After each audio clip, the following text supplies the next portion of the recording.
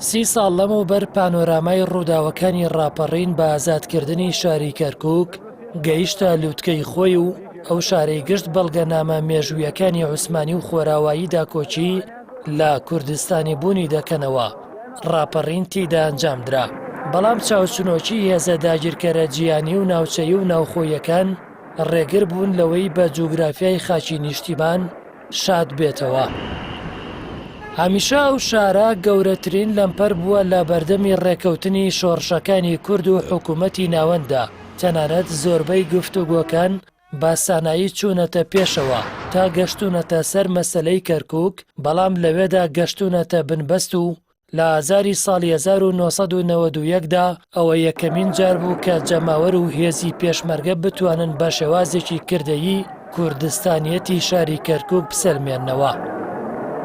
هەموو بەڵگەنامە مێژوویە باوەڕپێکراوەکانی دەوڵەتی عوسمانی و توێژینەوەی گەشتیاریە خۆراواییەکان کۆک بوون لەسەر کوردستانی بوونی ئەو شارە، بەڵام لە دوای دۆزینەوەی نەوت و کەوتنە ناو نەخشەی وزەی جیهانیەوە کە لە دوای جەنگی جیهانی یەکەمەوە کۆمپانیای هیندی خۆرەڵات و نەوتی ئینگلیزی دایڕشت بوو، گەورەترین گرفتی بۆ ئەو ڕاستیە مێژوویە دروست کرد و هێزە ئیمپرالیستیەکان سوور بوون لەسەرەوەی ئەو شارە بۆ هەمیشە لە دەستی حکوومەتی ناوەندیدا بهێڵنەوە. تەنانەت گوشاریشیان خستوەتە سەر حکوومەتە ناوەندیەکان بۆ ئەوەی ڕێگە بە گەڕانەوەی نەدەن بۆ سەر جوگرافیای هەرێمی کوردستان.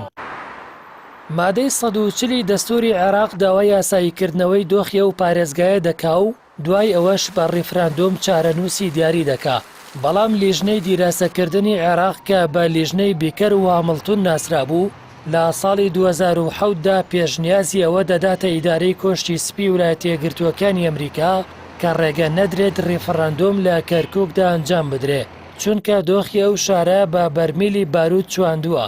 ئەوە لە کاتێکدا بوو کە ئیدارەی ئەمریکا لە داگیرکردنی عێراقدا جگە لە دەسەڵاتدارانی کوردستان هاوپەیمانێکی دیکەیان لە عێراقدا نەبوو کە بتوانێت یارمەتی سەقامگیری دۆخی وڵاتەکە بە. لەگەڵەوەی وڵاتانی زلهێز و ناوچەی و ناوەندی لەگەڵ چارەسەری ڕیشەیی کێشەی کەرکووکدا نەبوون، بەڵام هەڵەکانی دەسەڵاتدارانی کوردیش هۆکار بوون بۆ ئەوەی دۆخی ئەو شارە ئاڵۆزتر بێت. لە دوای ساڵی 2003شەوە بەشداریان لە حکوومەتی ناوەندیدا تەنیا بۆ پۆست و پارە و دەستکەوتی مادی بووە، ستراتیژ و گوتاری ڕۆشنیان بۆ گەڕانەوەی کەرکووک نەبووە.